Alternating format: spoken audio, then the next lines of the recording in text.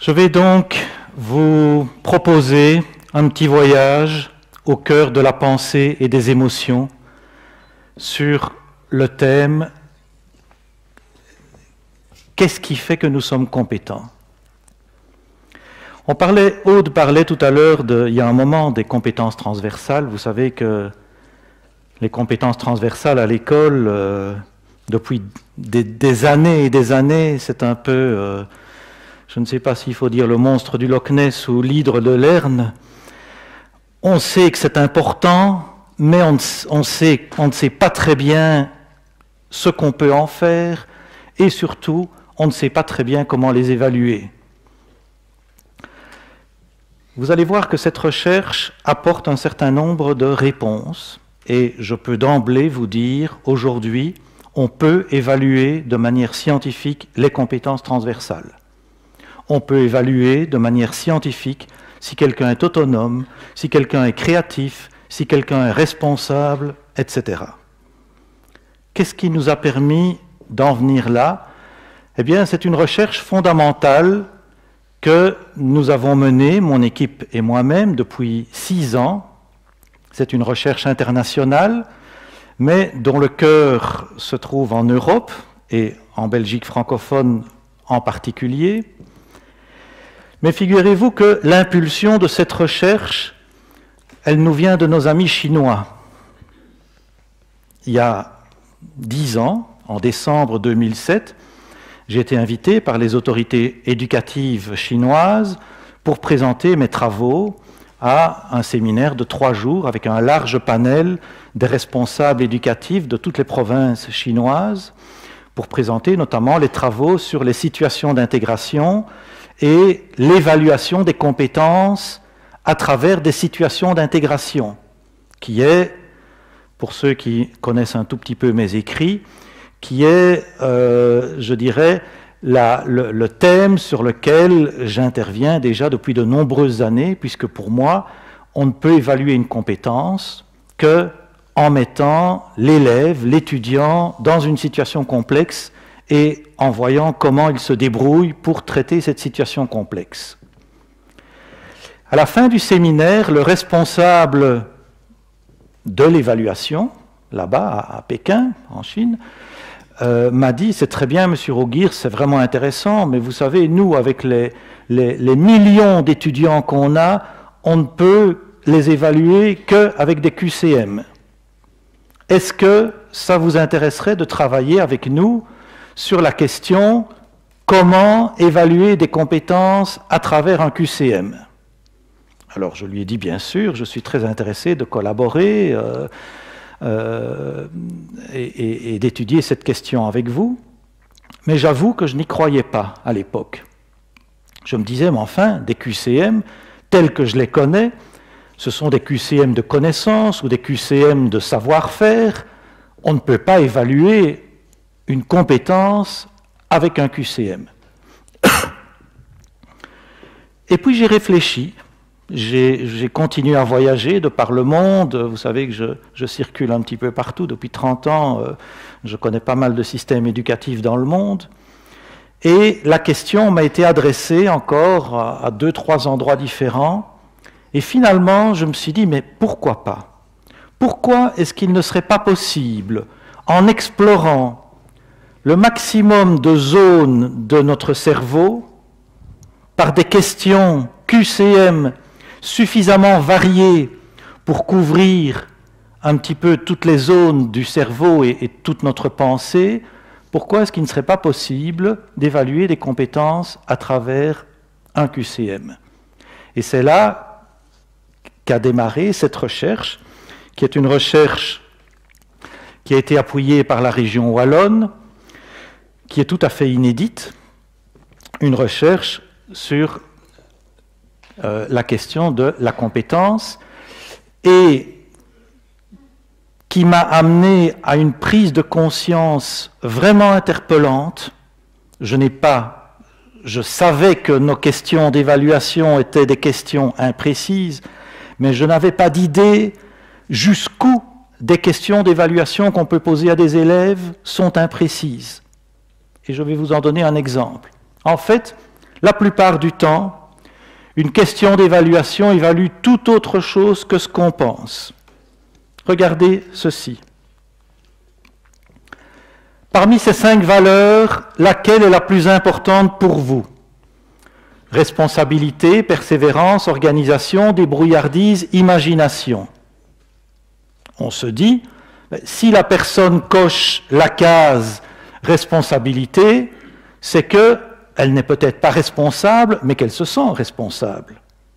Si elle coche la case persévérance, c'est qu'on peut dire qu'elle se croit persévérante.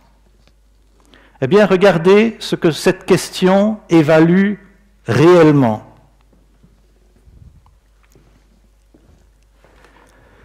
Celui ou celle qui a coché la case responsabilité répond à la question « Êtes-vous entreprenant ?»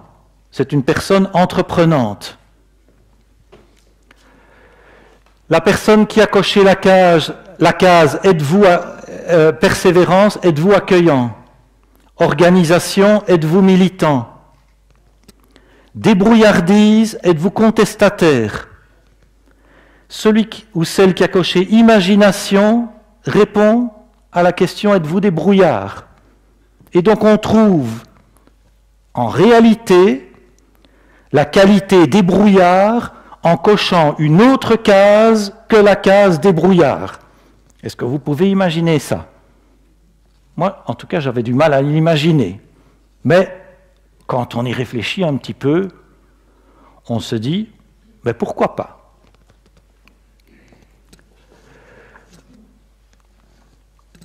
Pourquoi ce décalage entre ce qu'on croit évaluer et ce qu'on évalue réellement? Mais tout d'abord, c'est parce que la personne est obligée de donner une réponse, elle est obligée de choisir, même si rien ne lui convient vraiment, et parce qu'elle ne peut donner qu'une seule réponse. Et si elle hésite, elle doit trancher. Cet après-midi, lors de l'atelier, si certains veulent avoir une explication scientifique de ce fait-là, je l'expliquerai, mais je ne vais pas l'expliquer maintenant en plénière. Toujours est-il que les questions telles que le concepteur les pense sont une construction théorique, une construction subjective.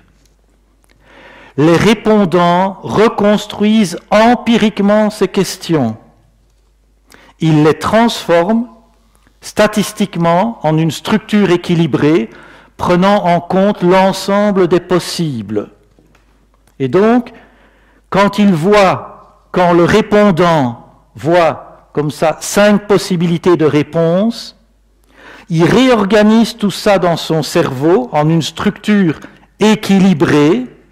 Et quand je dis équilibrée, c'est en une structure dans laquelle il y a 5 pôles qui sont équidistants l'un de l'autre. Et donc, cette reconstruction est tellement complexe, et d'ailleurs elle dépend de tout un chacun, qu'il est rigoureusement impossible pour le créateur de test d'anticiper cette reconstruction. C'est trop pour le cerveau humain, et on ne connaît pas la distance entre 2 qualités, par exemple entre responsabilité et imagination. Est-ce que responsabilité est plus proche d'imagination ou est-ce que responsabilité est plus proche d'organisation? Quelle est la distance entre 2 qualités? Il y a des qualités qui sont proches. Être persuasif et convaincant, c'est très proche. Être subtil et intuitif, c'est proche. Il y en a d'autres qui sont plus éloignés. Mais est-ce que quelqu'un s'est déjà posé la question de la distance qui existe entre 2 qualités? Or, si on ne connaît pas cette distance, il est rigoureusement impossible de mettre au point un test QCM de manière scientifique. Et donc ceux qui font passer des tests, des examens, ne peuvent à l'heure actuelle que travailler avec des estimations assez grossières.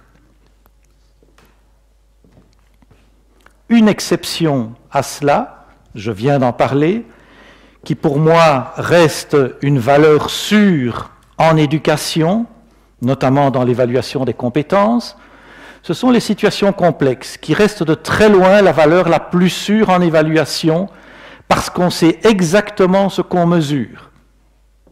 Mais quand vous posez n'importe quelle autre question, même si vous avez mis 3 mois pour pondre vos questions d'examen pour vos étudiants, vos élèves, sachez que vous êtes d'office à côté de la plaque. Excusez-moi.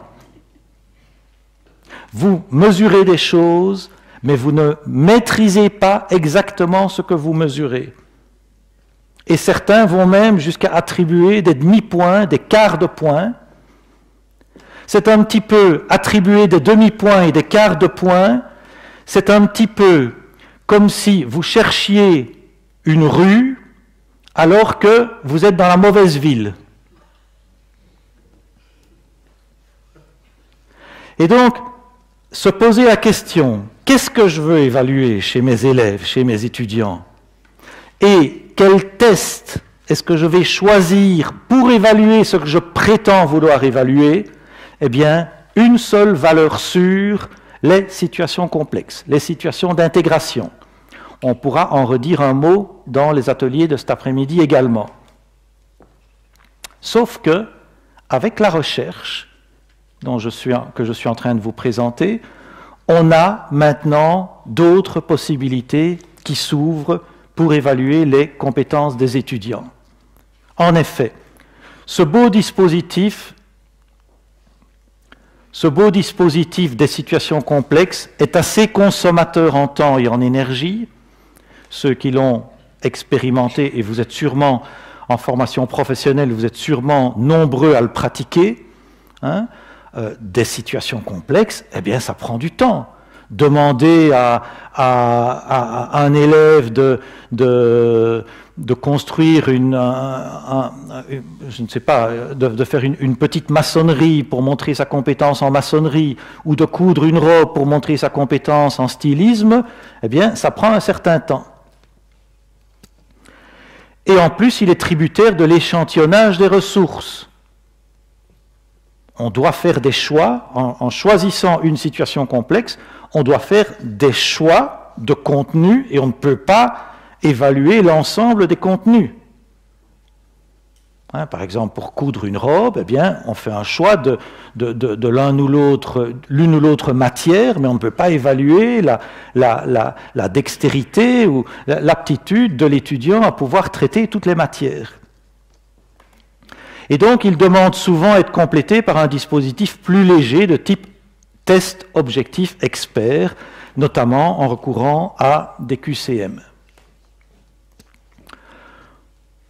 Aujourd'hui, jusqu'au jour d'aujourd'hui, si on veut cibler un facteur précis, par exemple si on veut mesurer l'autonomie, si on veut mesurer la capacité d'abstraction, il est nécessaire pour les chercheurs et pour les concepteurs professionnels de tests de recourir à des faisceaux de questions qui, ensemble, essayent de cerner une qualité.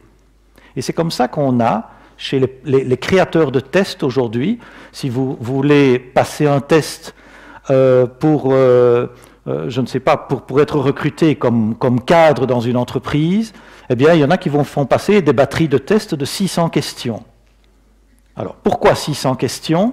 Mais c'est parce qu'ils ont besoin, pour une qualité, d'avoir un très grand nombre de questions, 30 ou 40 questions pour une seule qualité, un faisceau de questions, et qui, ensemble, donnent une image la plus précise possible de la qualité en question. Pourquoi?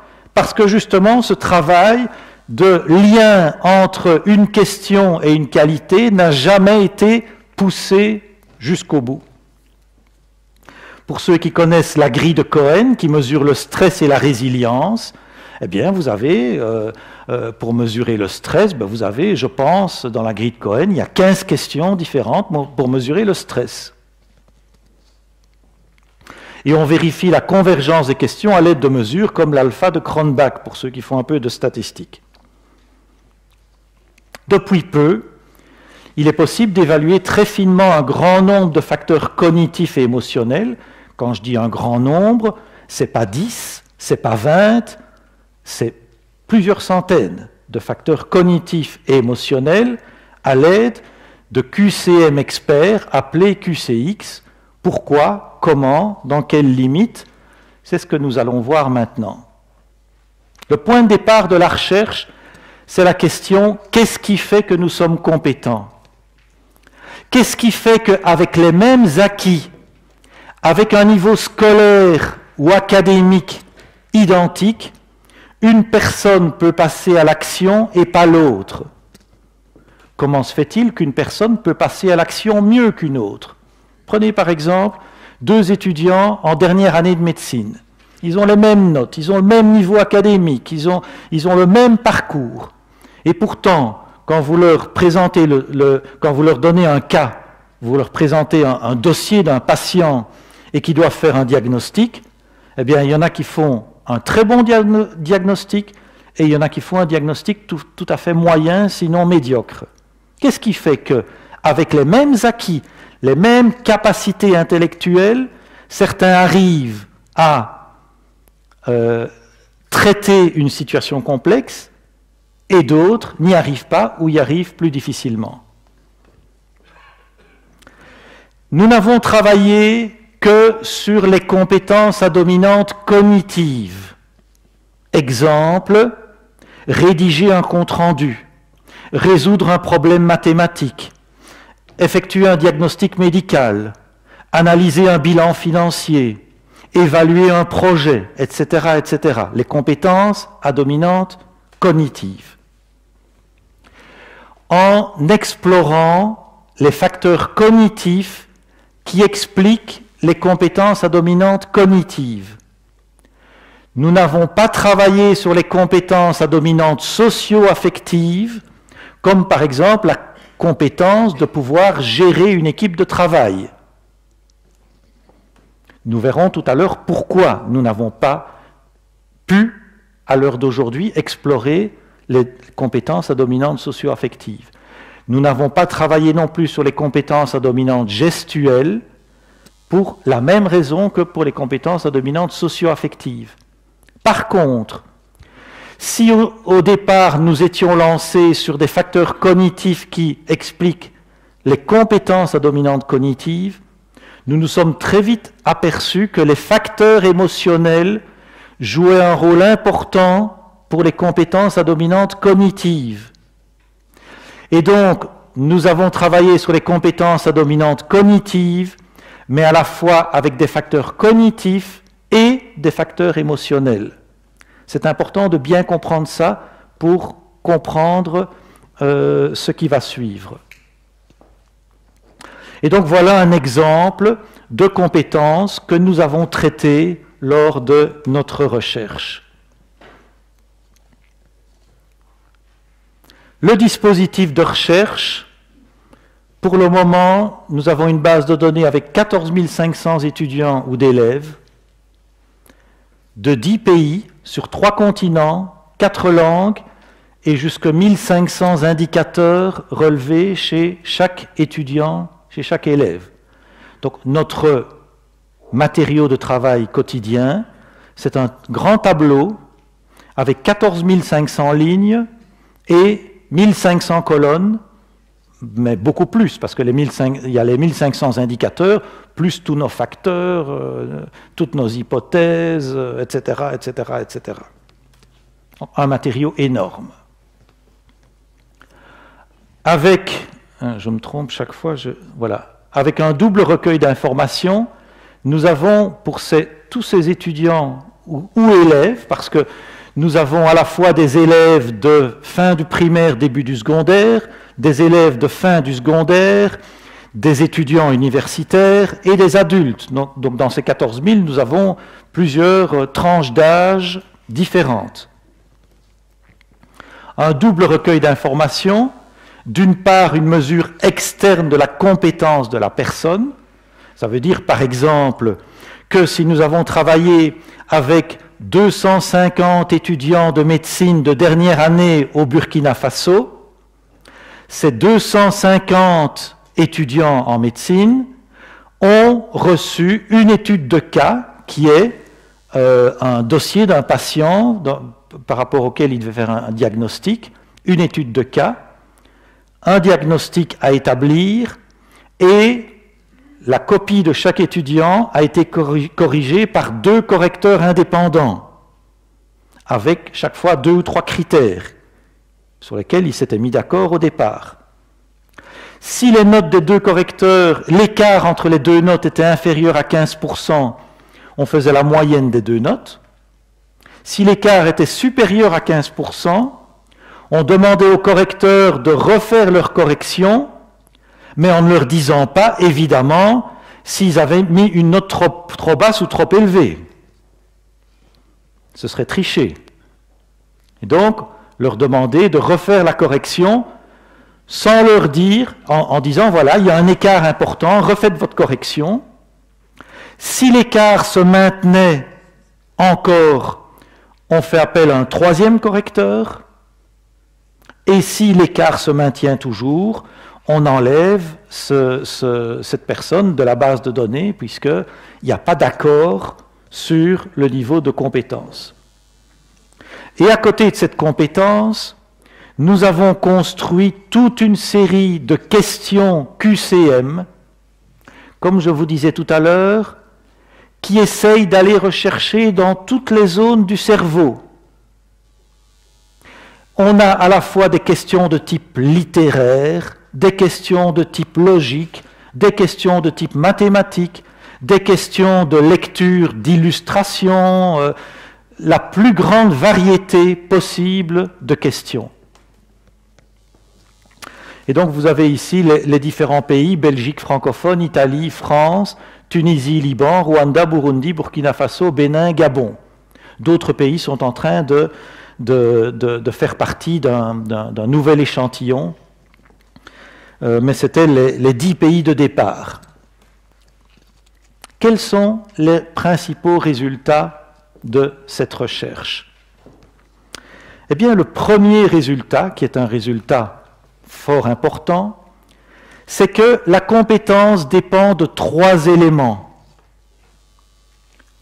Elle dépend tout d'abord du potentiel cognitif de la personne. Est-ce que la personne a la capacité de comprendre, de comparer, d'analyser, de synthétiser, de hiérarchiser, etc. Le potentiel cognitif de la personne. Deuxièmement, elle dépend de ses qualités émotionnelles. Par exemple, quelqu'un qui est un petit peu accrocheur, vous le voyez dans les grands sportifs, hein, le mental, il a énormément d'importance. On est en train de plus en plus de mettre en évidence l'importance du mental dans une performance sportive. Eh bien, c'est la même chose dans les compétences de type cognitive. Quelqu'un qui va se montrer accrocheur, par exemple, hein, va être quelqu'un qui va être plus compétent que quelqu'un d'autre. Les qualités émotionnelles. Et troisièmement, ses acquis, c'est-à-dire les savoirs et les savoir-faire dans la discipline ou dans le secteur professionnel, par exemple, concerné. Donc des savoirs et des savoir-faire en électricité, en maintenance, en stylisme de mode, en tourisme, etc. Et globalement, le poids de chacun de ces éléments est équivalent. Même pour une compétence cognitive, le poids de l'émotionnel est aussi important que le poids du cognitif. Est-ce que ce n'est pas incroyable de découvrir ça aujourd'hui? Notez que depuis quelques années, on s'en doute, en tout cas les pédagogues s'en doutent un petit peu. Mais voilà, ici, c'est quelque chose qui est prouvé de manière empirique, hein, que le poids de l'émotionnel est aussi important que le poids du cognitif. Et dans certaines disciplines, le poids de l'émotionnel est même supérieur. Par exemple, en mathématiques, le poids de l'émotionnel est supérieur au poids du cognitif. Le poids de l'émotionnel est supérieur au poids du cognitif. Deuxième résultat. Comme je vous le disais tout à l'heure, un ensemble de très nombreux facteurs cognitifs et émotionnels ainsi que les questions qui les mesurent précisément. Parce que c'est facile d'aligner des listes d'émotions, tout le monde sait le faire. Hein? Mais ici, qu'est-ce que nous avons aujourd'hui? Nous avons pour telle émotion exactement les questions qui permettent de mesurer cette émotion. Et donc c'est la base du QCX, questionnaire QCM expert, mais aussi le scanner de questionnaire. Le QCX peut agir comme un scanner pour déterminer, pour n'importe quel questionnaire d'évaluation, n'importe quel test, n'importe quel examen, pour déterminer ce que vous mesurez exactement avec votre liste de questions d'examen. Exemple de feedback, ben voilà, par exemple, sur le plan cognitif, eh bien, traitement déductif, décision logique, décodage d'un contexte, information en réseau, lecture globale, traiter l'implicite, vision prospective, comprendre pour agir, dégager l'essentiel. Bon, ce ne sont que 8 facteurs parmi un vaste ensemble de facteurs et en fonction de ce qui est recherché. Avec des pistes pour progresser, puisqu'une fois qu'on a fait un diagnostic des forces et des faiblesses d'un élève, on peut dire, voilà, pour progresser, eh bien, tu dois, par exemple, apprendre à dégager la structure d'un ensemble complexe d'informations et en faire une représentation visuelle au choix, schéma, tableau, diagramme, arbre, illustration. Voilà. Et pour tel élève de la classe, hein, pour ces 5 élèves-là, c'est ce qu'ils doivent travailler en priorité. Parce que sinon, ça les bloque pour développer la compétence. On a identifié pour chaque élève, quels sont les points de blocage principaux. Même chose sur le plan émotionnel. Voilà, par exemple, est-ce que la personne est engagée, entreprenante, confiante, ouverte, autonome, sécurisante, énergique, etc. De nouveau, ce sont des exemples parmi d'autres. Les utilisateurs se retrouvent à plus de 90% dans les conclusions d'un QCX. Je suis en Suisse, donc je peux dire 90. Et alors, nous avons travaillé avec des graphologues qui confirment les conclusions des QCX. Troisième résultat, une connaissance assez précise des spécificités en matière de compétences entre la femme et l'homme. Est-ce que l'homme est plus compétent que la femme est plus compétente que l'homme, ou est-ce que c'est la même chose, d'après vous? C'est différent. Mais globalement, est-ce qu'on peut dire que l'homme est plus compétent que la femme, ou l'inverse? Eh bien, messieurs, sachez que les femmes ont un avantage de 4,5 % sur les hommes en matière de compétences. 4,5 %. Dans les limites de l'échantillon actuel, mais enfin, cet échantillon est déjà assez large, comme vous avez pu vous en rendre compte. Est-ce que cette différence, d'après vous, est liée au potentiel cognitif de la femme? Absolument pas. Il y a des différences dans le profil cognitif de l'homme et de la femme. Par exemple, la femme a une beaucoup plus grande capacité d'abstraction que l'homme. Par contre, l'homme a une beaucoup plus grande capacité que la femme à pouvoir traiter des données numériques en grand nombre. Donc il y a des plus et des moins, mais globalement, on ne peut pas affirmer que la femme ait un potentiel cognitif supérieur à celui de l'homme. Est-ce que la femme a un potentiel émotionnel supérieur à celui de l'homme? Oui? Eh bien, on ne peut pas affirmer que la femme ait un potentiel émotionnel supérieur à celui de l'homme. De nouveau, il y a des plus et des moins entre l'homme et la femme, mais on ne peut pas, rien ne permet d'affirmer que le potentiel émotionnel de la femme est plus riche que celui de l'homme. D'où vient alors cet écart de 4,5 %? Eh bien, cet écart vient du fait que chez nous les hommes, nous avons tendance à cloisonner le cognitif d'une part et l'émotionnel d'autre part. Tandis que la femme a une capacité beaucoup plus importante d'articuler le cognitif et l'émotionnel. Et c'est ça qui fait sa force. Bien sûr, c'est une différence moyenne, une différence statistique. Ça ne veut pas dire que toutes les femmes sont plus compétentes que tous les hommes, loin de là. Mais elles ont ce petit plus du fait d'une caractéristique qu'on dit souvent d'une femme, elle est davantage multitâche qu'un homme. Hein? Maintenant, on pourrait faire appel à des spécialistes pour déterminer d'où ça vient, culturellement, biologiquement, etc. Hein? Mon rôle, je suis pédagogue, et j'ai des tas d'explications à demander à des collègues qui soient anthropologues, sociologues, psychologues, etc. Mais je ne suis pas compétent pour donner les explications. Des différences géographiques et culturelles, des différences par tranche d'âge. Par exemple, en termes de différences géographiques et culturelles, nous avons mis en évidence des proximités sur le plan cognitif, des proximités entre différents pays. Par exemple, un Belge a la même structure de pensée que l'italien, et c'est l'Italie du Sud, c'est même pas l'Italie du Nord, c'est l'Italie du Sud, c'est un échantillon à Cosenza. Et donc, ont tendance à faire appel aux mêmes mécanismes de pensée. De même que le Burkina Faso, qui est assez proche, le Liban, le Burundi, tous ces pays font appel à des mécanismes de pensée qui sont très, très similaires. Par contre, si vous voyez la Tunisie d'une part ou le Bénin d'autre part, eh bien ce sont des mécanismes de pensée qui sont très différents.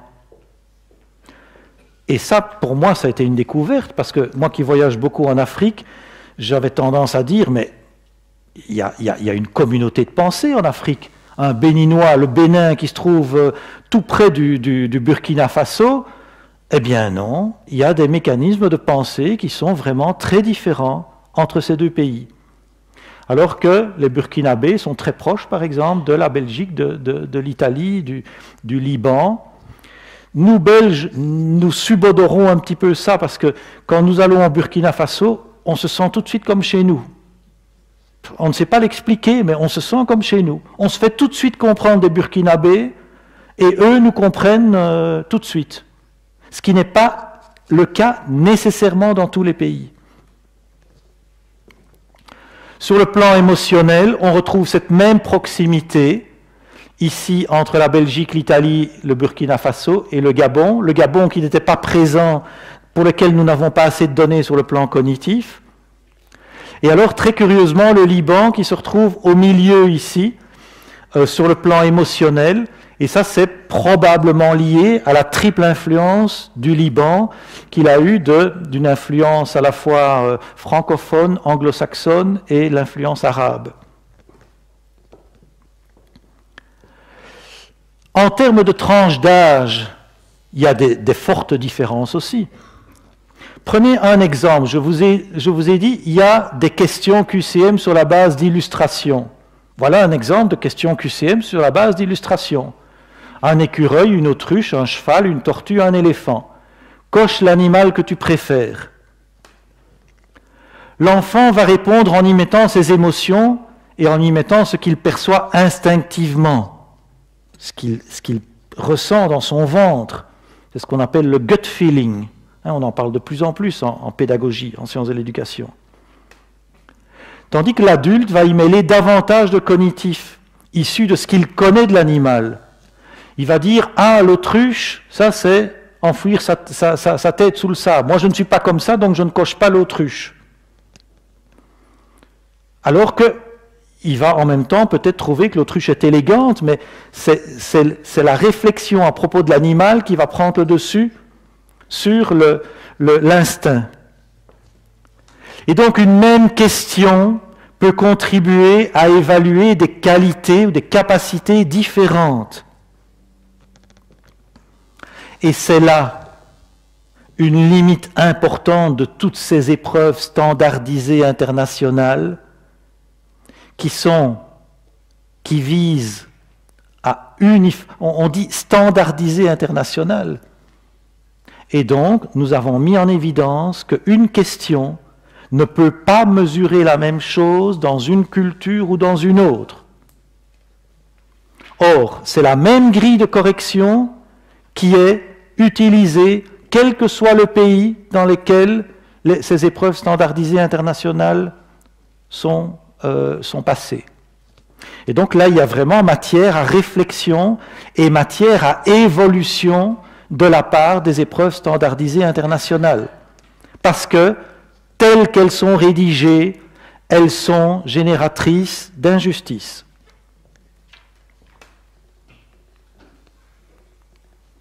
Quatrième résultat, lorsque nous avons commencé cette recherche, mes collègues à l'UCL me disaient, tu sais Xavier, si tu arrives à expliquer 40% de la variance d'une compétence, ce serait déjà énorme. 40%, ça veut dire qu'il y a 40% de recouvrement entre la compétence et le test qui prétend mesurer la même compétence. Eh bien, nous sommes arrivés aujourd'hui à expliquer entre 60 et 70% de la variance. Ça veut dire que nous avons des nuages de points, vous voyez, des nuages de points qui ont vraiment une direction et qui sont suffisamment groupés pour pouvoir dire qu'il y a véritablement une courbe de régression qui explique l'évolution de la compétence. L'allure, pour ceux qui ont fait un petit peu de mathématiques, l'allure du développement d'une compétence suit une courbe du 3e degré. La compétence, au départ, démarre lentement, puis ça s'accélère, et à un moment donné, il y a ce point qu'on appelle point d'inflexion. Le point d'inflexion, c'est le point où la courbure change de signe. Et c'est là le moment où la compétence s'installe véritablement. Eh bien, nous pouvons identifier les élèves qui se trouvent juste avant ce point d'inflexion et identifier ce qui leur manque pour passer dans la partie droite de la courbe. Et ça, nous pouvons le faire globalement pour une compétence, mais nous pouvons le faire pour n'importe quel facteur. La capacité d'abstraction, par exemple, l'autonomie, nous pouvons dire exactement où un élève se trouve par rapport à ce point d'inflexion. 5e résultat, la différenciation des facteurs d'intelligence et des facteurs de compétence. Il faut savoir qu'aujourd'hui, s'il y a 100 facteurs cognitifs nécessaires pour installer la compétence, l'école ne développe aujourd'hui que 40% de ces facteurs. Il y a des facteurs cognitifs aujourd'hui qui sont inconnus au bataillon, à l'école, qui ne sont pas travaillés. Par exemple de facteurs cognitifs qui jouent un très grand rôle dans une compétence, c'est d'identifier l'enjeu caché d'un message. Identifier l'enjeu caché d'un message, oral ou écrit. Est-ce qu'il y en a beaucoup ici qui sont sensibilisés à travailler avec leurs élèves le fait de dégager l'enjeu caché d'un message? Autre exemple, apprendre à travailler sur une discontinuité dans la présentation de données numériques. Il y a des données numériques qui sont présentées, mais il y a une discontinuité dans la manière de présenter ces données numériques. Ben voilà encore un facteur qui est très important pour pouvoir être compétent. Et peu d'enseignants sont éveillés à pouvoir développer ce type de capacité. Et alors, l'identification du moment où chaque facteur joue un rôle dans le développement de la compétence, comme je le disais tout à l'heure, qui ouvre à des pistes de remédiation très ciblées. Résultat 6, ça paraît un peu prétentieux d'annoncer ça comme ça, mais c'est un fait. Nous avons découvert comment est structurée la pensée humaine.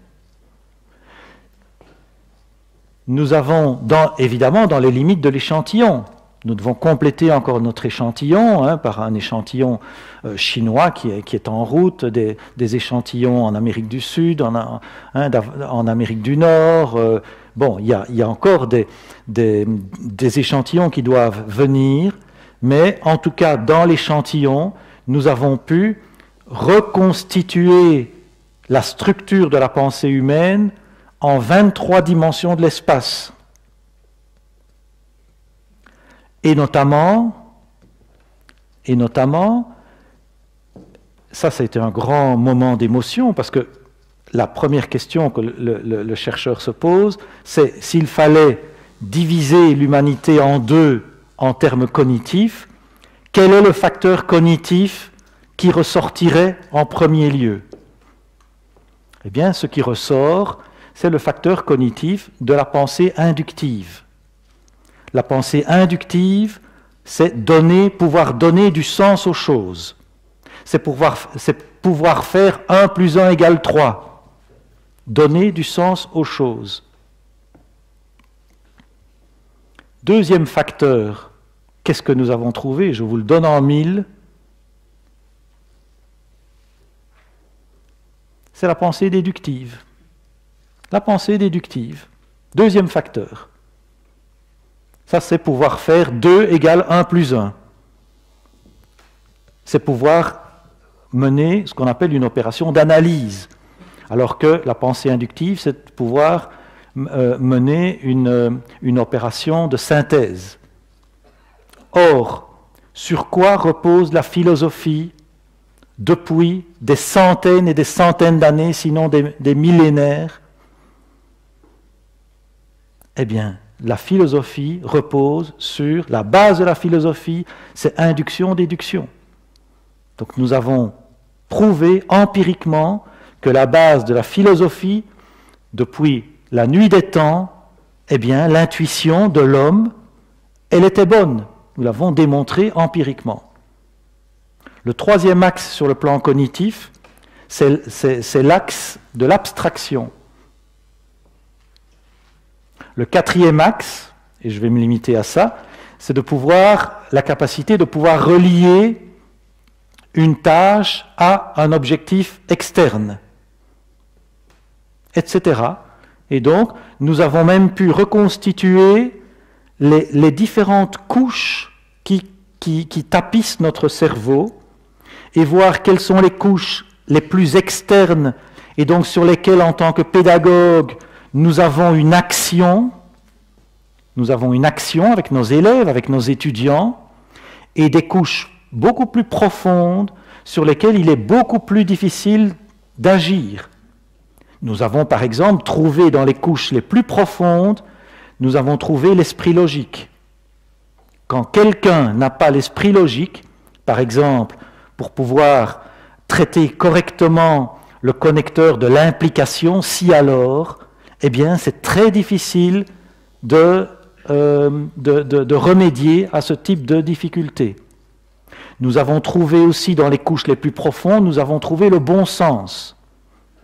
Quand quelqu'un n'a pas de bon sens, eh bien c'est difficile de lui faire acquérir du bon sens.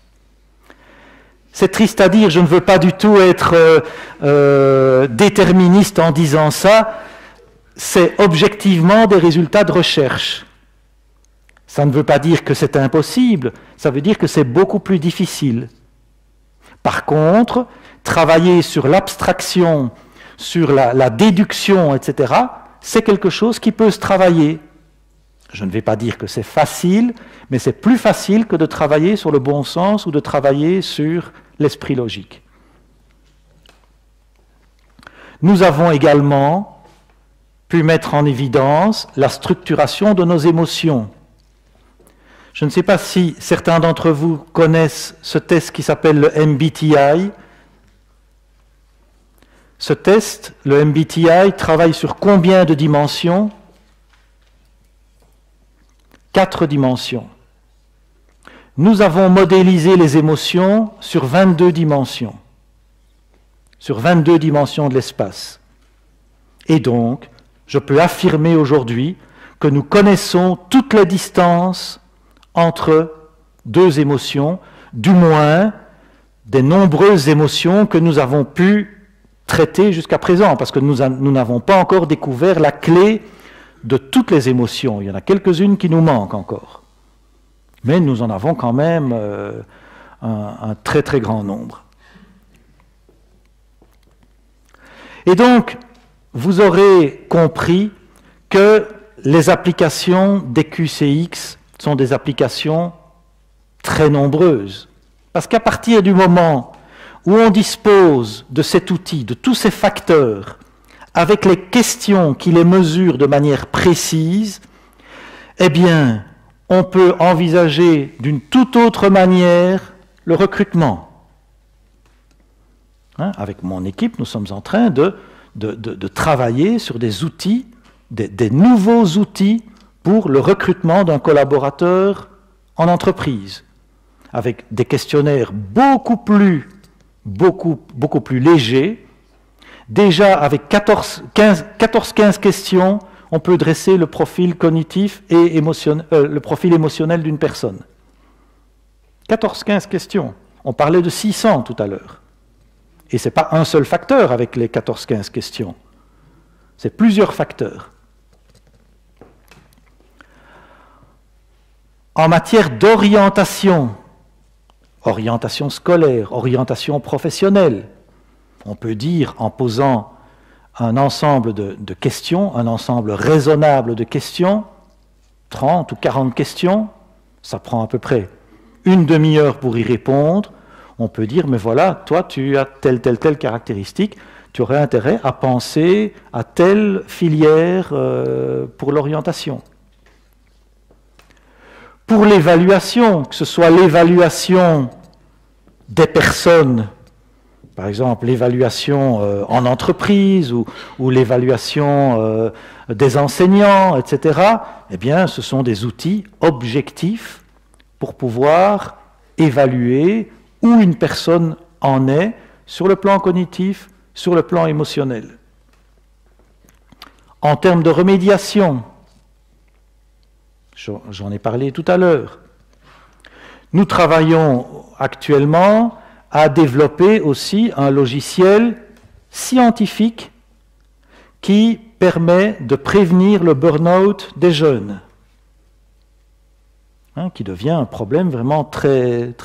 Parce que, avec notre outil, nous avons déterminé quels sont les 4 ou 5 facteurs cognitifs, les facteurs de risque sur le plan cognitif pour le burn-out, les quelques facteurs de risque émotionnels sur le burn-out. Nous pouvons mesurer des conséquences du burn-out et donc nous pouvons déterminer quand une personne est en burn-out ou quand elle risque de l'être et de dire sur quel facteur elle doit travailler pour couper ce processus de burn-out. Donc ce sont des outils assez puissants que nous avons. Bon, c'est le tout début des applications, puisque nous sortons à peine de notre laboratoire de recherche. Nous sommes au tout début des applications, donc il commence à y avoir des marques d'intérêt diverses, mais comme toute recherche, ça met toujours un peu de temps à démarrer, parce que le fait de se dire, mais Xavier Rougirs, il prétend qu'il a découvert comment se structurent les émotions, mais c'est pas possible, pourquoi est-ce personne ne l'a trouvé jusqu'à présent, etc. Voilà, et pourtant c'est vrai. Je suis désolé, c'est comme ça. C'est une découverte, et je ne le cherchais, avec mon équipe, nous ne le cherchions pas au départ. Nous cherchions à savoir ce qui fait que quelqu'un est compétent. Mais nous avons tellement creusé les facteurs cognitifs, les facteurs émotionnels, et que nous avons mis à jour voilà, toute cette merveille de la pensée humaine et des émotions humaines. Et alors, j'aime bien aussi de présenter cette nouvelle approche de l'évaluation scolaire, telle que je la vois dans l'avenir. Pour moi, le cœur de l'évaluation scolaire devrait toujours rester quelques situations complexes à faire traiter par l'élève ou par l'étudiant. Pas des situations complexes en très grand nombre, mais quelques situations complexes, 2, 3, 4 situations complexes bien choisies, et si possible interdisciplinaires. À côté de ces situations complexes, un QCX cognitif unique pour toutes les disciplines, pour voir quelles sont les forces et les faiblesses de chaque élève, chaque étudiant en termes cognitifs. Éventuellement un QCX émotionnel unique pour les écoles qui y sont prêtes, parce que tout le monde n'est pas prêt à mettre au grand jour certaines mesures de certaines émotions. On doit prendre des précautions, on doit voir comment s'y prendre, mais il y a quelques écoles pilotes qui sont en train de le faire et de voir comment, en déterminant les forces, les faiblesses des élèves sur le plan cognitif et émotionnel, comment les aider à pouvoir progresser, mais sur des bases, cette fois-ci des bases scientifiques. Et alors, des QCM sur les savoirs et les savoir-faire disciplinaires, puisque je vous ai dit qu'il y avait 3 catégories d'éléments qui entraient en ligne de compte pour la compétence, qui étaient le potentiel cognitif, le potentiel émotionnel, et les savoirs et les savoir-faire dans la discipline. Si vous y regardez bien, ça devrait simplifier très considérablement les dispositifs d'évaluation dans les instituts de formation, notamment les instituts de formation professionnelle. Alors, est-ce que c'est pour dans 5 ans? Est-ce que c'est pour dans 10 ans? Est-ce que c'est pour dans 20 ans? Je ne le sais pas.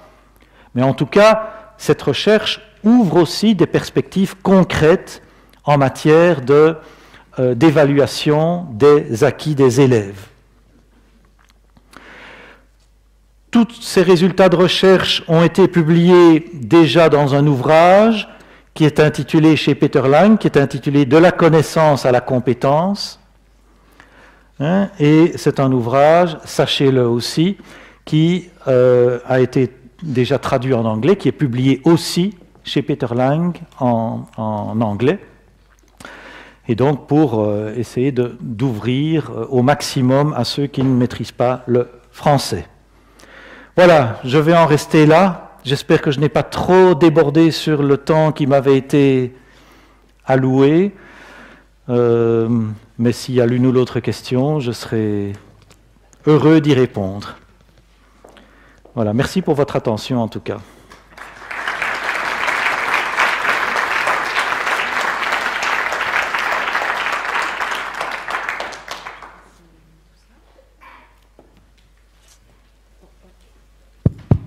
Voilà. Merci Xavier Rouguias. Il y a quelques questions, enfin une question qui est arrivée via la plateforme fomap.live.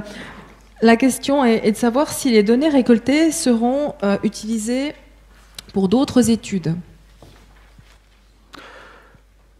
Mais bien sûr que, bon, par exemple, j'ai des tas d'étudiants qui travaillent avec moi sur des mémoires, sur des thèses de doctorat, et qui explorent différentes thématiques. Par exemple, il y a 2 étudiants qui ont présenté un mémoire sur la violence en milieu scolaire. Et donc, ils ont d'une part relevé des indicateurs de violence chez les élèves, notamment des notes des surveillants, des enseignants, etc. Et ils ont essayé d'expliquer cette violence par des facteurs de type émotionnel. Eh bien, ils ont mis des choses en évidence, des choses auxquelles on ne pensait pas du tout. Par exemple, ils ont mis en évidence que la violence chez nous, je dis en Belgique, peut-être qu'en Suisse il n'y a pas de violence, hein, je ne sais pas, la violence en Belgique, elle naît en Belgique chez des élèves qui sont nés en Belgique et pas des élèves qui sont nés en Tunisie ou au Maroc. Et donc, ça c'est scientifiquement, c'est aussi quelque chose dont on se doute depuis un certain temps, mais c'est dans nos pays que se génèrent les mécanismes de violence et pas dans les pays d'où certains types de populations proviennent. Autre résultat, c'est qu'ils ont notamment dans les différentes variables qu'ils ont analysées, ils ont analysé l'absentéisme. Et vous savez ce qu'ils ont trouvé comme première caractéristique émotionnelle des élèves, le retard. Le retard, les élèves qui arrivent en retard au cours. Quel est le premier facteur émotionnel qui émerge pour expliquer le retard des élèves? Je vous le donne en 1000. Ce sont des élèves qui sont généreux. Ceux qui arrivent en retard, ils sont généreux. Ça veut dire qu'ils s'occupent d'un petit frère, d'une petite sœur, et qu'ils arrivent en retard parce qu'ils ont dû s'occuper du petit frère ou de la petite sœur. Mais ça renverse complètement certaines manières de voir les choses, d'utiliser ces outils-là. Et ça permet d'avoir un regard décalé et objectif au lieu de se limiter à nos jugements qui sont parfois des jugements éhontés. Je n'ai pas peur de le dire. Merci. S'il y a d'autres questions, je vous passe volontiers le micro pour que vous puissiez poser vos questions.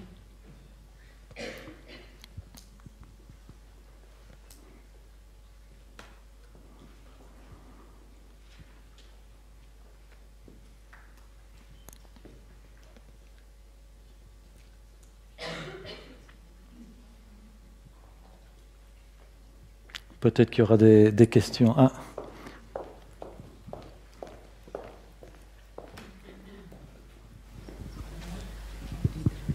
Oui, j'ai une petite question concernant ce qui m'a un peu bouleversée, c'est vos 23 dimensions. Voilà, donc la question est la suivante. Est-ce que par rapport à ce qu'a dit Jordan, qu'il n'y avait pas de zone de l'apprendre parce que c'est quelque chose d'émergent, finalement, vous êtes en train de démontrer que c'est pas vrai. Je n'ai pas dit ça. Je ne suis pas un neurocognitiviste. Je n'ai pas dit ça. Ce que j'ai dit, je ne sais pas si ça se traduit en zone, etc.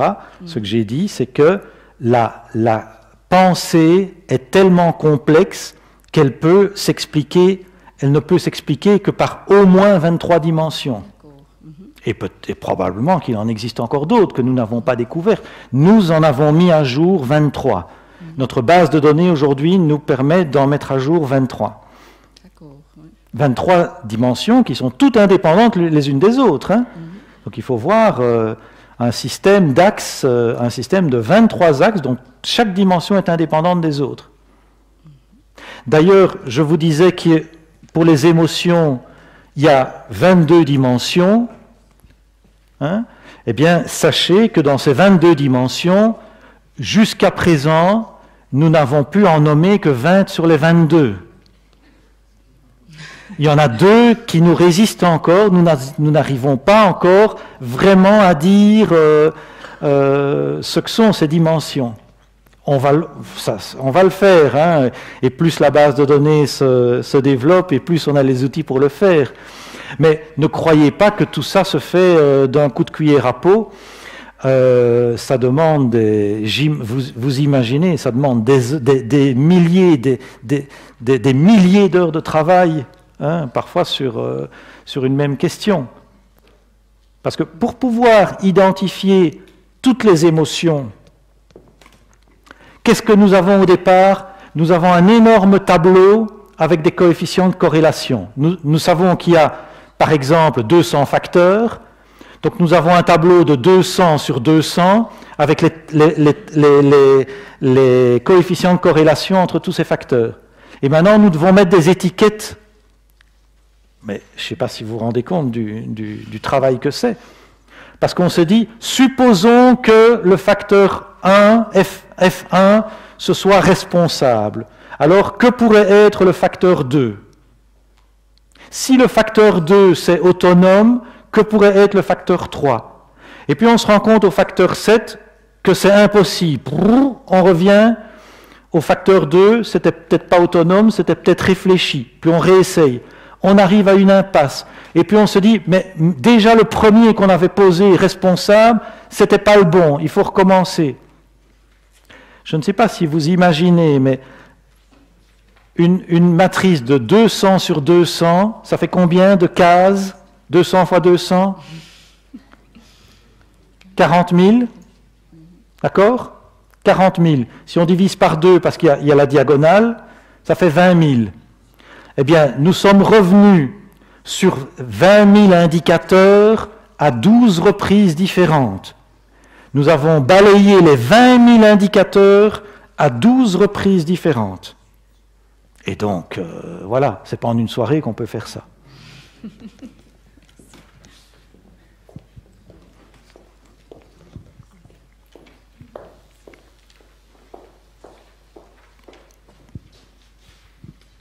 J'ai beaucoup apprécié entendre aujourd'hui la relation entre la question des émotions et la question du rationnel.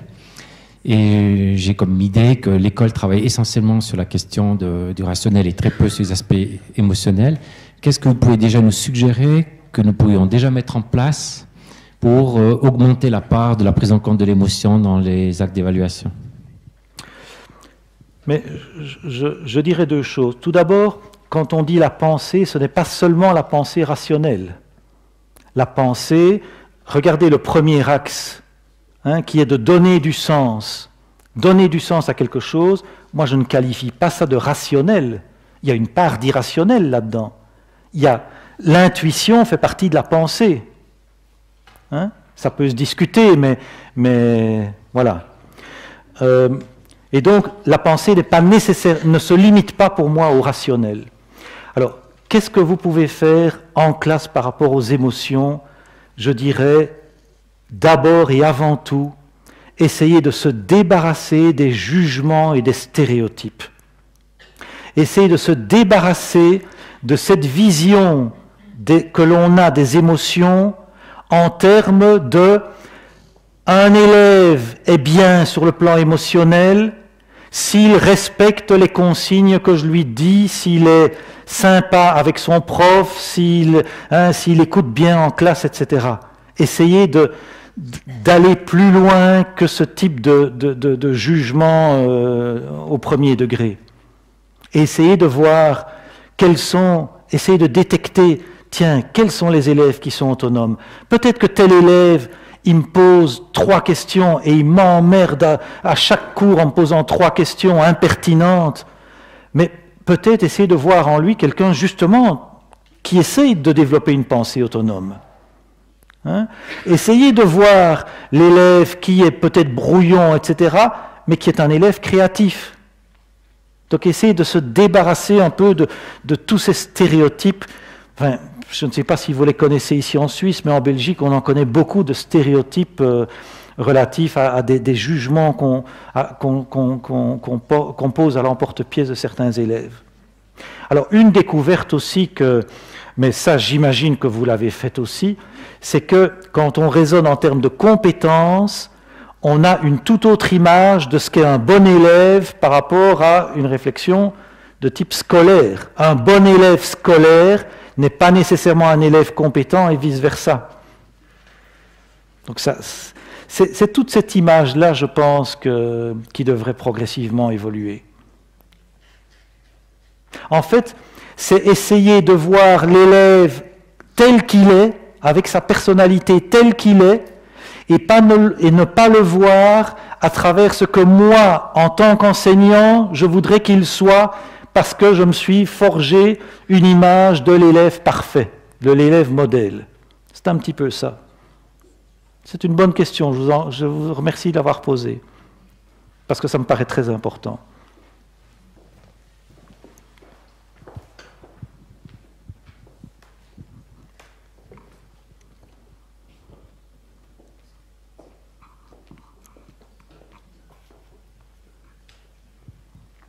Voilà, peut-être qu'il y aura d'autres questions qui viendront pour l'après-midi. N'hésitez pas en tout cas, et n'hésitez pas à être critique par rapport à la démarche, il faut y aller. Hein.